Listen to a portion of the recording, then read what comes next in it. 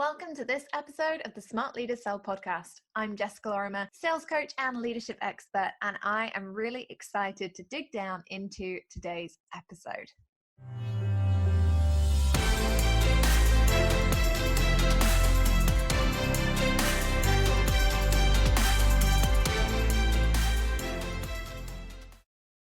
Woohoo! It is officially that time of year when it is the new year. Everyone is feeling good, and I am very, very excited to get back on the mic. It is podcasting time. I'm very excited. We've got some really, really cool episodes coming up for you guys this year. Some really epic guests, even though there are fewer of them. We're not going to have a guest every single Friday anymore, which is a little sad, but also means that we're changing up the way that the guest episodes are working. We're doing some masterclasses. It's going to get very, very exciting here on the podcast. And obviously we are now in 2020. I think we all know exactly how exciting it is to finally be out of 2019. I cannot wait. I'm seriously, seriously excited to get this year rocking, rolling, and everything in between. And it's always a good way to hit the new year, you know, when you are feeling pretty chirpy about it, when you're feeling pretty good, and when you are excited about the fact that you have an entire year, a vast 12 months to hit your goals, to achieve the things that you want to achieve.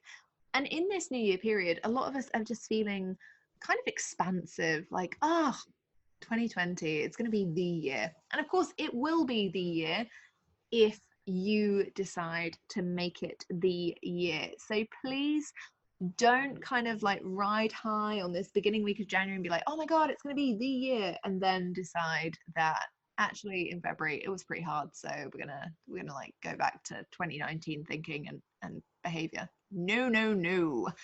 Let's stay high vibe. Let's do the whole year. Let's ace it and have an absolute blast doing it. That is what I'm looking forward to for 2020. So over the Christmas period, I did the normal thing, eating, drinking, vast amounts.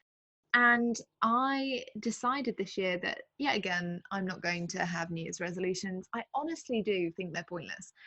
I get so excited about the fact that New Year is coming. And then I'm like, oh, I'm going to do all these things and resolve them. That's a really odd little word there, but I decided I'm going to do them all, and then because they're a resolution, it feels like a chore. It doesn't feel like I'm something that I'm excited to do anymore. So I am avoiding New Year's resolutions, but I do have a few things I'd like to share with you that I'm going to be doing this year. You guys can keep me accountable. I'm very excited about that. I'm expecting lots of emails into my inbox every quarter to say, Jess, have you been on a trip yet? And if I have not, I will book one immediately as soon as you send me your email, probably to stay with you. So if you don't want me staying in your house next year, there's a kind of weird like business super nanny, don't email in. But obviously I've got some things that I want to do this year. Personally, it looks like more travel. I'm very excited about next year, or this year now. Very excited about doing some more traveling. Gonna get out there, see a bit more of the world. Last year I took one holiday to Norway right at the end of the year, and I missed out entirely on going somewhere sunny. So this year I'm putting somewhere sunny in the diary, and I'm putting somewhere snowy in the diary, and the snowy place is probably going to be Norway again. I'm not going to lie, but that is my commitment to myself this year. I am going to travel more. I'm going to do one thing every quarter that is just for me, that is designed to help me experience more of the culture and the wide opportunities and the vast opportunities that travel lends itself to. And I'm very, very excited about that. Professionally this year, I am resolving / committing to really becoming the leader in this space for helping entrepreneurs, service-based entrepreneurs, recognize their skills and sell them to corporations using consultative sales strategies. And I'm very, very excited about that. I've roped in all of my friends. I've called in every single favor that I've ever been owed from anyone working in the corporate world. And so this year I'm bringing some amazing contacts, masterclasses, and really, really incredible, if I do say so myself, and useful techniques, tips, and templates to all of those people who are participating in the C-suite. And the C-suite is going to be an ongoing offer, but the price will be changing at the end of every single quarter. So if you do want to get in and get that early bird price and you want to start selling to corporates and do it correctly, sign those high ticket deals, then make sure that you go and check out the C-suite. It is amazing. People are already getting incredible results. You do not want to miss out on adding a corporate revenue stream this year. But despite those personal and professional focuses, do we call them foci? Is it like octopuses and octopi? I don't really know. But despite those things, today is all about the 3 top sales activities that you need to be participating or taking action on in January. Now, Max is pretty determined to snore his entire way through this episode. So if you are a new listener, that noise is not me. I want to clarify that. I had a lovely email from one of our epic poddies recently where in the PS, she wrote this lovely thing. I'm actually going to find it right now just for you because I think that you will love it. She wrote this lovely, lovely PS. I'm not going to out you, by the way, that said, PS, totally thought it was you farting up a storm in the podcast episodes for the longest time and thought, that was weird. Why wouldn't you edit that out or pause recording to toot? And then in one episode, you mentioned your dog making noise, and I was like, oh, it's the dog. Yes, it is the dog. So if you have been thinking for, 2.5 years worth of listening to the Smart Leader Sell podcast, that it is in fact me and that I'm just incapable of hitting the pause button, or, that Scott is just thinks that I'm too hilarious and my bodily functions should be published across the internet, no worries. It's actually Max. He is here. He's right on my lap today, and he is going to be snoring his entire way through the episode because that's just how he rolls. He is just that kind of interested in what I have to say. So let's crack on into 2020, make this the best one yet, and we'll start with the top 3 sales activities that you need to be participating in or actioning in January to make it the best year yet. Number 1. You can tell I'm very excited about this whole New Year thing, can't you? I'm like, whoa, number 1. If you listen back to episodes last December, you'll be like, Jess, you were talking like, I'm dead, robot, no energy left, done. And now I'm all like singing and dancing, may even have a few jazz hands this year, towards the beginning of the year. Let's throw that out there. But yes, number 1 is all about proactive outreach. Woo woo.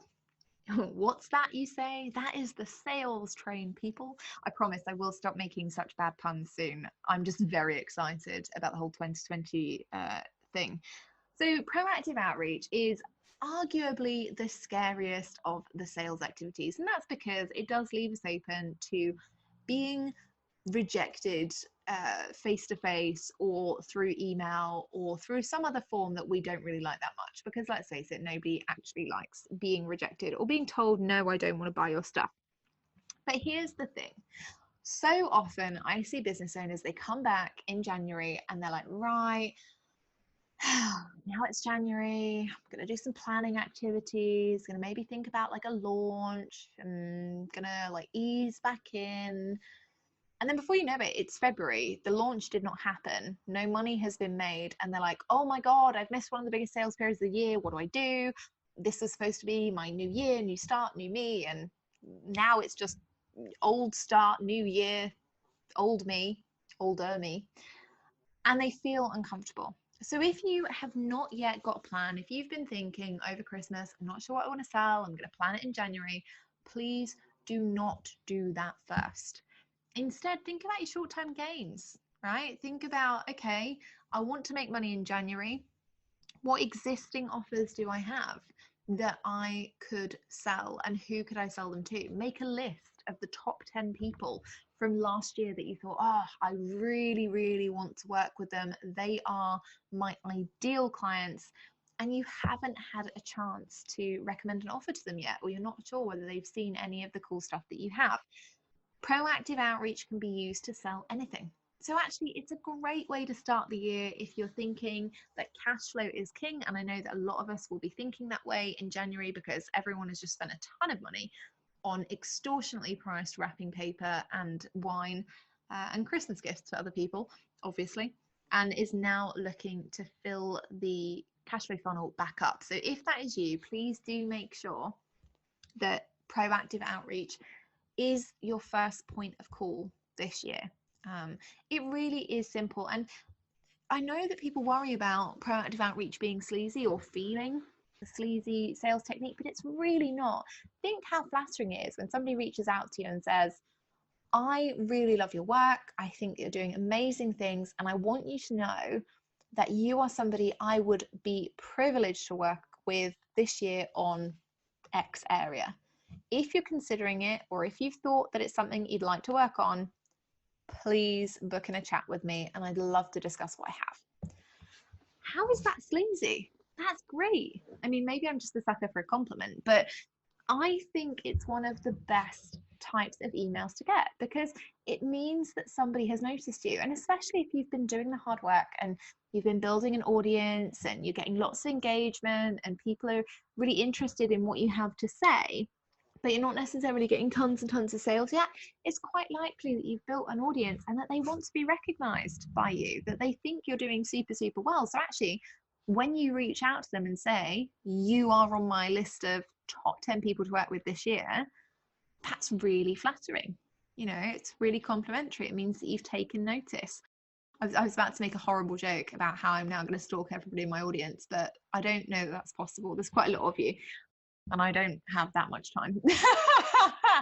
But proactive outreach, if done well, really is one of the best strategies. It's one of the best ways to get people to sign up to new programs, to existing programs, or even to an older service that maybe you haven't sold in a while and you're thinking, oh, I'd like to take that out and dust it off and maybe work with a few key or special individuals on that. So make sure that proactive outreach is the first thing that you do in January, especially if you haven't already planned out a launch or you haven't got anything that is bringing cash immediately in the door. The second thing is that you want to be following up with last year's no's, or even the year before's no's, or even the year before that's no's, or if you are me, the last 6 years worth of no's. And there are a few. I want to throw that out there. There are a few people that you will always have every year who say no to you, or that you have to say no to because they're not in the right place yet. They might not be at the right revenue level yet. They might not be, you know, in the right space physically, financially, emotionally. I don't know what the other lees are, but a bunch of those too. So really spend some time in January, especially if you're focusing on quick cash flow, following up with the people who said no to you last year.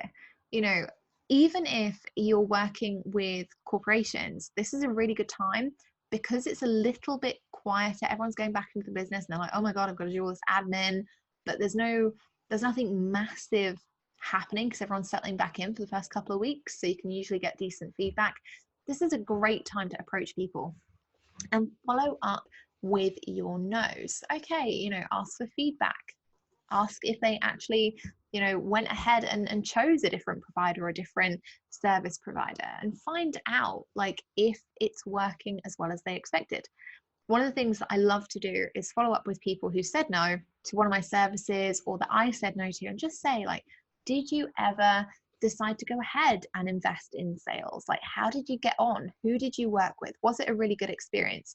Now, I do this not just because I ultimately do, you know, want to work with that person or want to convert them into an offer that's maybe more the right fit for them, but also because it's a really handy way of finding out what's going on in the market, you know, from people who liked me enough to get on a call with me and probably trust me enough to share some of the information now that the time has passed. So it's a really good way if you're thinking like, who are my competitors in my market? Instead of going and asking the internet that, you can just say to all the people you follow up with who were no last year, did you ever end up working with anyone else? How was that experience? Was it good? And they might tell you who that person is, and they might tell you that the experience was great, and they might tell you the experience was dire. And either way, you have options. You can ask them for referrals, you can ask them what they're doing now and offer them follow-on services. You can, if they had a terrible experience, ask them what they're going to be doing this year and how they're going to be handling that and whether or not they need any support from you. So there's lots and lots of things that you can do when it comes to follow-ups and following up with last year's no's. Now, again, this is shorter term gain. So, if you are struggling with cash flow, this is a good thing to do. And again, it indicates that you care about your audience. It indicates that you're genuinely invested in people. And a lot of the feedback from this year around people saying, oh, when I stopped working with somebody, or when I stopped paying them, they stopped caring about me. This is because people don't follow up. They're too scared. They're like, oh, I don't have the time. I'm so busy. Why should I follow up with them? Surely they should be reaching out to me and telling me how great their life is now, or how, they're not getting on as well as they would have liked. This is the time to really solidify those relationships, and following up is a key part of it. So don't be scared to. Don't get caught up into this trap that everybody does of like, oh, if I follow up, maybe I'm stalking a bit. They already said no once. Am I opening myself up to no more rejection? No, you're being a good human being. You are putting yourself out there. You're showing people that you care about them, even if they're not paying you. And you're giving yourself the best opportunity possible to sell more stuff. And that's a great thing. We love that. We always want you to be selling and doing really, really well. And actually, it's a really good example to set your community, to set your audience, so that they know that you want to reach out to them regularly, that you want to engage, that it's a two-way conversation. Because what happens eventually, if you follow up regularly, if you have conversations regularly with your audience who are paying you, who are not paying you, they start to reach out to you as well. So it does become a two-way street. I get more emails than anyone I've ever met. And I love it, because sometimes it'll be people who are existing clients and they're asking me, Jess, I've heard about this amazing program. Can I upgrade to it? Is there a way that I can step into that? Is it the right fit for me? Sometimes it's people who are not yet clients of mine, and they're emailing. They're like, oh, I really love this episode in the podcast. I've got this question for you. Could you, pop on my show or whatever? And it's wonderful. And people always say to me, oh, but it's easy for you because your audience are always wanting to be in touch with you. Well, yeah, that's because I'm awesome. I'm joking. But it's actually because I start a lot of those conversations. Every time somebody clicks through to the sales page that I put in a newsletter or an email and they don't purchase, we send them an email. Hey, we noticed that you clicked through to that, but you decided not to check out at this time. Like, are there any questions I can answer for you? I'm always telling you guys on the podcast, like, drop me an email. If you want to know how my day is going, or you want to have some kind of conversation about your hours, drop me a line. It's because I invite those conversations in. I start them. I'm always proactive with relationship building. And over time, that's meant that my audience has got a lot more okay with communicating with me and being really open, because they know I'm always going to give them a transparent and direct response. And sometimes that's going to be, I think you need to buy this thing. And other times it's going to be, I think you need to go and listen to this podcast episode. Or I think actually you should not buy anything for a while and just, chill out, use what you've already learned. So please don't be afraid to follow up. It's really not a bad thing. It's such a good way to do it. And it just builds those relationships in a really nice, friendly way that demonstrates that you care. And there is nothing that screams less sleazy salesperson over here than actually caring about your audience and being bold enough and brave enough to follow up with them and find out how they're doing. And then finally, launch planning. Now you might be like, oh, why hasn't Jess said launching? And that's because, in all honesty, launching is a lot of work, and it generally takes a little bit more than the 4.5 weeks that we have in January. If you haven't in December been building up an audience or warming them up for something specific, it can be quite hard to plan and execute if you don't have a large or engaged audience in less than a month. And effectively, if you were at the 6th of January and you're kind of thinking, nah, maybe I'm going to do a launch at the end of January, you're running it a bit fine. Because as we all know, and if you've read my book, I shall pimp it now, Smart Leaders Sell, you can grab it on Amazon.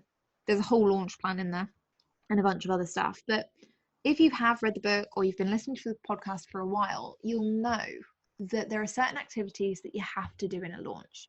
One of them is give yourself at least 7 to 10 days to promote your launch trigger, whether that's a webinar or a challenge or any other way that you want to open the cart.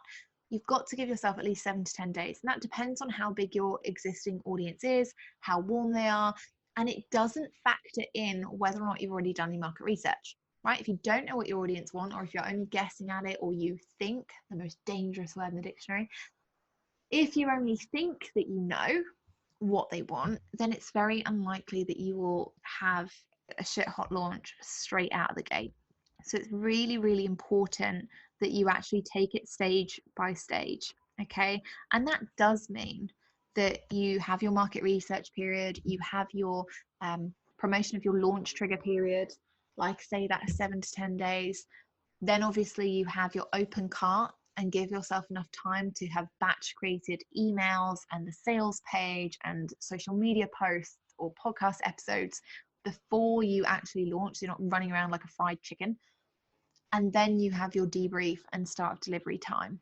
Okay, it's quite a lengthy and energy / time consuming process. So I always say, in January, a really good activity is launch planning.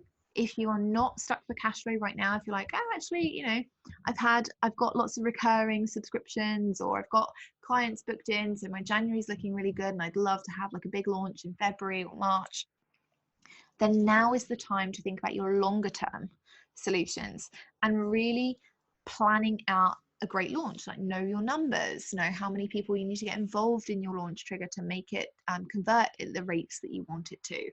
Know how much time you're going to give yourself, be able to batch your content correctly, like get everything ready so that you give yourself the very best opportunity. Because if you want to make money, you want it to be longer term, then obviously you want to give yourself the greatest opportunity to be successful with that, and not just have to kind of freak out halfway through that turns out you haven't written a sales page, or your landing page isn't working because you didn't get time to test it, or your emails aren't converting and you don't know why, and you're writing them all on the fly at midnight every day and you're stressing. Just take it easy. Think about, in this period, if you're thinking about longer term sales and you can give yourself that time to plan out a launch, then think about what you need. Do you need to build your audience? Like, do you need to grow more people in your audience? Is that even a thing? Do you need to get more people inside your audience? Do you need to warm your audience up? Perhaps you didn't email them over Christmas. Perhaps you didn't do anything with them, and they need to have some TLC for a month before you start jumping them into a big launch or a big sales funnel. Think about what you actually need, how you can improve on the lessons that you learned from last year. So if you did launches last year and they were really successful, look at what you learned from them, look at how you'd like to test them and tweak them. And if you had launches last year that didn't go the way that you wanted, learn from that too. What do you think that your big mistakes were? How can you rectify that this time around? And if you're thinking, but I do need to make money immediately, Jess, do not try and have a huge launch in January. Just don't put yourself through the stress. It's really, really not worth it. Do the proactive outreach, do the follow-ups. Make sure that you focus on the quick wins, because that really is going to be the place that's easiest and that is key for you to be super, super successful and start your month in the best way possible. It has been a pleasure rocking out this first episode of 2020 with you. If you have enjoyed it, please make sure that you do head over onto iTunes, ye oldie iTunes, and leave a review, because I'm trying to impact as many people as possible in January and Q1 on the Smart Leader Sell podcast. We've got some really epic stuff coming up, and reviews help us to advertise organically to new listeners who might be interested in what we do. So if you do see any posts this year where you're thinking, oh, they're asking for good podcasts to listen to, please recommend Smart Leader Sell.